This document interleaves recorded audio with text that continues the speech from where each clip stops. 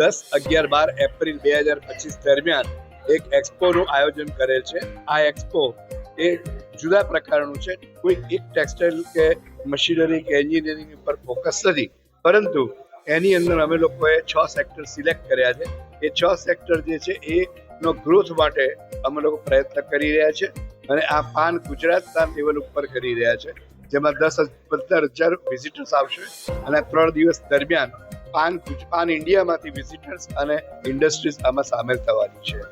આજે VCCI directory 2025નું વિમોચન કરવામાં આવ્યું છે. ટીમ GCCI અને ટીમ VCCI બંને ભેગા થઈને આ ડિરેક્ટરીનું વિમોચન કર્યું છે.